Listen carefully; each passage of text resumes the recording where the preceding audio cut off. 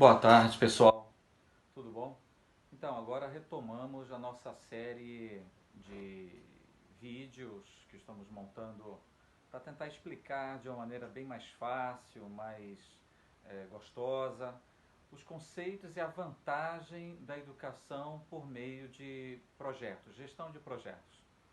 A gestão de projetos é uma forma de trabalharmos competências, dentre elas competências específicas, técnicas, mas principalmente as competências socioemocionais que as pessoas têm que desenvolver. Um exemplo disso é a ideia, muitas vezes, de que só porque eu já trabalhei em grupo eu sei trabalhar em equipe, sei trabalhar em grupo. Não, o fato de eu já ter desenvolvido trabalhos em grupo não significa que eu sei trabalhar em grupo, né? Então, o trabalho em equipe, bem como o trabalho individual, requer uma certa técnica, uma certa estrutura para você potencializar da maneira mais eficaz e focada no seu objetivo, a ponto de gerar o maior valor possível naquele projeto ao qual você se dedica, ao qual você está, então, gastando o seu tempo. Nessa sequência, o que nós temos agora para apresentar para vocês aqui, e vou usar esse nosso estúdio improvisado, que é uma forma de desenvolvermos competências socioemocionais, competências técnicas, através de uma mesma estrutura, de uma gestão ágil de projetos, uma gestão ágil de projetos com Scrum, que é a estrutura mais conhecida, mais aceita, mais desenvolvida e que tem demonstrado de uma forma ou de outra ser a que tem mais resultado no processo de aceleração do aprendizado, de aceleração do desempenho, da construção de competências novas, de novos modelos mentais.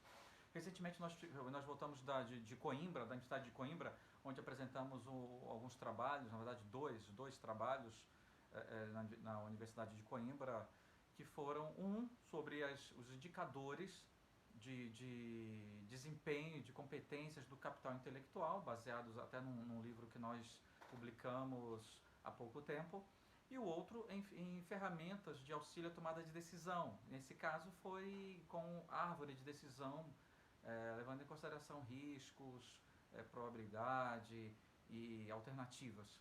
Isso é fundamental. Essa nova forma de trabalho, ela é fundamental para podermos acompanhar, instruirmos os nossos alunos, e você que quer desenvolver novas competências profissionais, para acompanhar a rapidez com que as mudanças e as necessidades de proposição de valores, de entender os valores dos nossos contratantes, dos nossos alunos, dos nossos professores, das empresas e do mercado em geral. Tá? Então vamos lá. O que nós queremos ver aqui? Projetos e competências. Como nós vamos estruturar isso dentro da educação? Então vamos lá. Eu vou mostrar aqui para vocês esse material que nós temos preparado, e nele já podemos ver o seguinte: os projetos formativos para desenvolvimento de competências socioemocionais. E apresentamos então aí para vocês um breve mnemônico, uma maneira de vocês recordarem: 4C mais P. Os C seriam a criatividade, comunicação, pensamento crítico e colaboração. O P, resolução de problemas. Então, o que é isso? Nós estamos apresentando que, com uma estrutura de gestão ágil com Scrum, gestão ágil de projetos com Scrum, nós conseguimos desenvolver as seguintes competências. E isso aqui pode ser feito não exclusivamente para projetos de engenharia ou alguma outra coisa do tipo. Se eu estiver montando uma dissertação de mestrado, estudando por um concurso, uma tese de doutorado, se eu estiver programando no final de semana fazer a faxina da minha casa, uma viagem, um trabalho de gincana com jovens, o que quer que seja, eu posso fazer duas coisas ao mesmo tempo, grosso modo falando: entregar o projeto, entregar o produto, e ao mesmo tempo estar desenvolvendo competências no meu time. E foi isso exatamente que nós tentamos apresentar, né, nas publicações, nos congressos, nos trabalhos, nos artigos que temos publicado dentro e fora do Brasil. Como eu posso desenvolver competências, desenvolver novos modelos mentais nos nossos times, nos nossos alunos. Então vamos lá. Primeiro passo é mostrando para vocês, aqui embaixo nós temos uma linha do tempo. Começamos aqui a forma tradicional de gerenciar projeto, que era o gráfico de Gantt, também chamado como waterfall ou cascata, em que se tem uma fase preliminar. E essa fase preliminar pode incluir vistorias, incluir levantamento de normas, algumas conversas que possam envolver o histórico da situação que se quer atuar, que se quer trabalhar. Depois disso, nós vamos para a fase propriamente de projeto, onde desenhamos aquilo que queremos entregar, que pretendemos, que propusemos, que pretendemos fornecer no final da execução, e em seguida a fase de execução, onde se realiza o projeto proposto. Tá certo? Finalmente, controlamos a qualidade e vemos se aqui atingimos o que foi prometido aqui, dados os problemas identificados anteriormente. Bom, aqui o que nós estamos fazendo? Estamos confrontando essa maneira tradicional, desde a época lá das primeiras guerras do século XX, né, esse método de Gantt, com o ciclo ágil. No ciclo ágil nós fazemos basicamente tudo isso com um grau de definição em mais alto nível, para poder ter agilidade em melhorias ao longo do meu processo. Então, em vez de eu aguardar, observa que os mesmos tempos, estou fazendo aqui uma analogia, aqui eu tenho propriedade 1, né, funcionalidade A, funcionalidade B, C e D, mas podia ser E, F, G, H, quantas quer que eu seja, para o meu projeto, para o meu produto.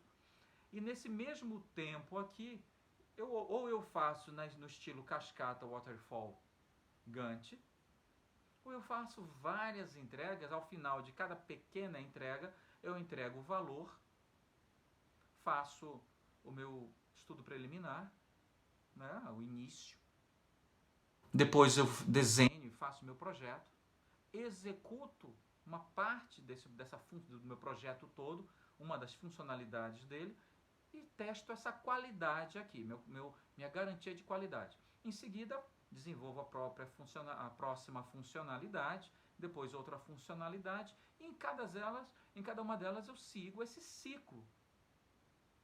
E vou fazendo novas entregas. Qual é a vantagem do ciclo ágil no estudo, dentro da sala de aula? Em vez de nós termos ciclos muito longos, até uma prova ou até o final do ano, para então avaliar o que o aluno está fazendo, nós vamos avaliando semanalmente, quinzenalmente, dando feedback para o aluno, fazendo testes de qualidade sobre a cada etapa que está sendo entregue, dentro de uma sequência maior.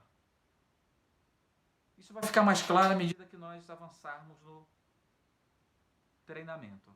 Então, dentro daquilo, nós temos esse seguinte fluxo Scrum, onde eu tenho um caso do meu projeto, que é o problema com o qual eu estou atuando e quero resolver. Eu tenho aqui minha declaração de visão do projeto, onde eu estabeleço o que eu pretendo com o meu projeto. Monto um backlog, que é, na verdade, como eu falei, a necessidade de nós usarmos termos que estão no mercado. Nós podemos, o backlog nada mais é do que uma lista de desejos, uma lista de propriedades que o meu projeto, que o meu produto tem que ter, que eu espero que ele tenha no final. Montamos nossa agenda de entregas. Dessa lista de backlog nós fracionamos. Observa que aqui também eu tenho uns critérios de pronto e aqui os critérios de aceitação, que veremos logo a seguir. E faço então a minha execução, né, minha fase de execução, conforme estava no slide anterior. Então eu tenho fases de execução, eu tenho fases de projeto, tá? E aqui as minhas entregas. Então isso aqui tudo são várias entregas.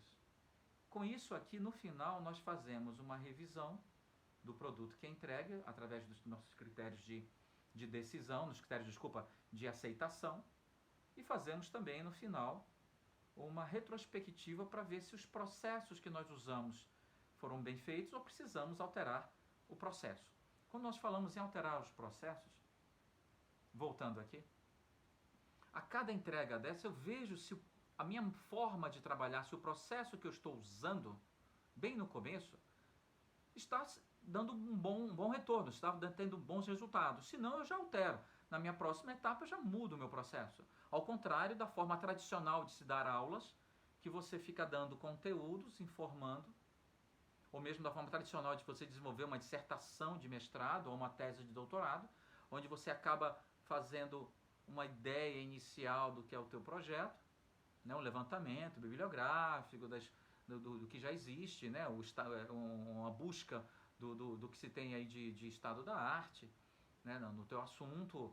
Aqui você vai fechando o teu projeto e começa a pesquisar. Isso aqui, via de regra, em estudo para concurso, dissertação de mestrado e teses de doutorado, como eu já falei, é um labirinto que muitas vezes se perde e você acaba extrapolando prazos, acaba não conseguindo mais manter o foco e ter um produto de qualidade. Ao passo que se você combinar uma estratégia no teu estudo, junto com o teu orientador ou com o teu professor, em que você vai fazendo entregas dentro de uma estratégia, você consegue garantir, primeira coisa, que é um dos pilares do Scrum, da gestão ágil de projetos, atender os prazos, as datas, sagrado, e o valor para o cliente.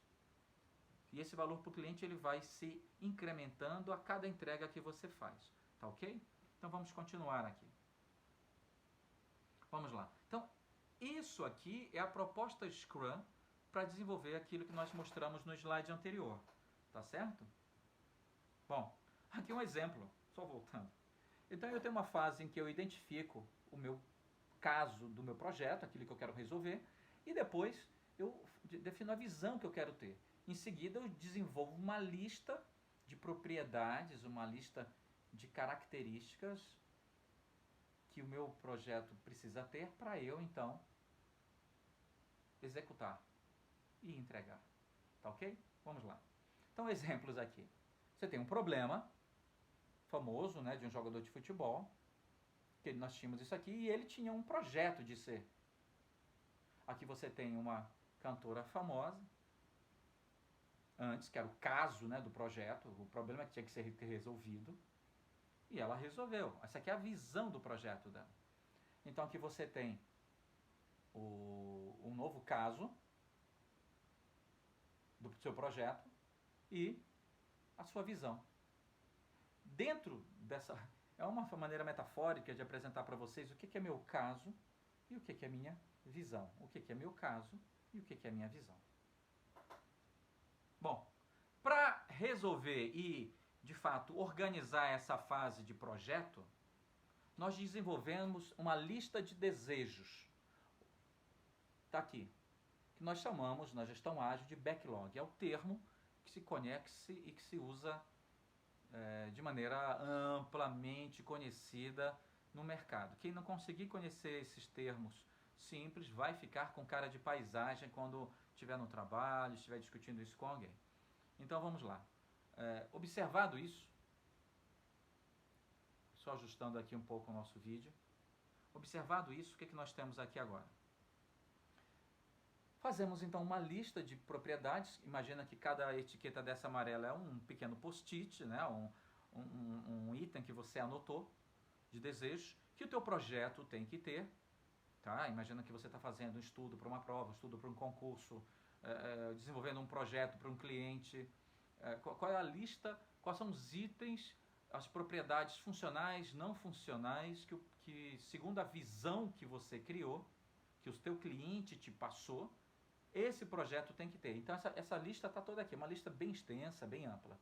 Depois nós temos que organizar essa lista de uma maneira priorizada. Vou priorizar o que de fato tem que ter, o que deveria ter, o que poderia ter e o que não terá aqui embaixo. Tá? Não está aparecendo aqui o nome, mas está no slide, depois eu disponibilizo isso. É o que não terá. Então, tem que ter, deveria ter, poderia ter e não terá. Porque isso aqui são os itens que estão aqui do lado. Por que isso é necessário? Porque eu tenho restrições de tempo, eu possuo restrições de dinheiro, né? Eu não posso ter dinheiro suficiente para executar toda essa minha lista de desejos que eu notei aqui no meu backlog. Então eu vou trabalhar esse conceito. O que eu fiz aqui? Aqui eu fiz aquela regra famosa, como uma regra fazendo uma grande semelhança ao conceito que se aprende com Pareto. Eu quero saber quais são os 20% de propriedades que vão me entregar 80% para o meu cliente. Eu vou me concentrar nisso. Isso, se sobrando tempo, sobrando recursos, eu desenvolvo as demais. Mas eu tenho que entregar no mínimo 80%. Tá? E isso vai me garantir entregar as coisas no prazo e com o máximo de valor. A partir daí, eu pego esse meu backlog priorizado, aqui. Em cima do que eu tenho que ter, eu começo a definir para cada post-it desse, para cada um desses itens aqui, que eu selecionei, que são os itens que eram iniciais, que eu ordenei segundo prioridades. Para cada um desses itens aqui, eu vou criar histórias de usuário, que nós chamamos. O que são essas histórias de usuário? É uma maneira de eu compreender melhor, cotejar e verificar com o meu dono do produto ou com o meu cliente se estou realmente entendendo aquilo que tem que ser desenvolvido. Se nós vamos desenvolver corretamente o valor que pretendemos atender no dono do produto ou no nosso cliente. Então, uma maneira de escrever isso é como um usuário, quero, aí eu detalho a funcionalidade para propor um certo valor. Exemplo, digamos que eu posso fazer a seguinte história de usuário. Estou pensando numa reforma de um prédio, numa sala de aula da minha escola, e eu posso dizer, eu, como aluno, quero salas de aula com iluminação correta e agradável para não me dar sonolência e que eu possa assistir bem às aulas. Como um aluno, eu gostaria de ter salas com acústica adequada para não precisar escutar as aulas que acontecem ao lado. Por exemplo, isso. Tá?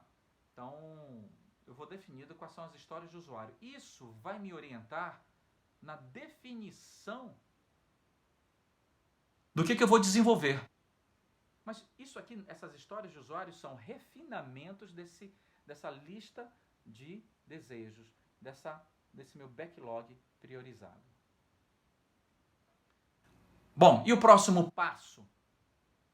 O próximo passo é trabalhar as histórias de usuário por meio de qualidade, critérios de aceitação. Então, dadas essas histórias que nós criamos, eu posso, por exemplo, no primeiro exemplo que nós demos de iluminação, colocar aqui como critério de aceitação, verificar se o projeto vai utilizar energia sustentável, energia solar, por exemplo. Verificar se o projeto vai garantir que não haja risco de choques elétricos nos alunos. Verificar se a iluminação utiliza lâmpadas ou LEDs de baixo custo de manutenção para não onerar a administração da escola. E com isso eu gero critérios para quando essa funcionalidade for entregue, eu poder verificar se ela atende meus critérios de qualidade. Tá certo? Então, assim o professor também pode trabalhar em sala de aula com seus alunos. E os alunos trabalhar seus projetos para entregar para os professores dessa mesma forma. Definindo claramente quais são os critérios de aceitação do que os alunos vão propor, está definida a qualidade do trabalho que vai ser entregue. Observa que aqui você está deixando o aluno criar soluções das mais ricas e diversas, porém que atendam a critérios de qualidade. Você está permitindo que o aluno crie, você está permitindo que o aluno seja criativo, que ele inove contanto que atenda aos critérios previamente estabelecidos, contanto que atenda ao valor proposto e esperado pelo cliente. Tá certo? Então, dessa forma, nós fugimos muito daquele ensino tradicional, onde o professor enche o quadro de matéria, enche de livros, de fotocópias, de xerox, o aluno estuda, faz a prova, tem a sensação de que aprendeu, e na prática ele é um analfabeto funcional, ele não consegue montar projetos, não consegue atender clientes, porque ele só consegue repetir o que se dá em sala de aula. Ok? Então, nessa nossa primeira etapa, nesse curso geral que nós apresentamos aqui, é essa parte. No próximo módulo, que nós disponibilizaremos em seguida, eu estarei detalhando melhor cada uma dessas etapas aqui e dando o passo seguinte para nós elaborarmos nosso trabalho. Tá ok? Um forte abraço e até a próxima!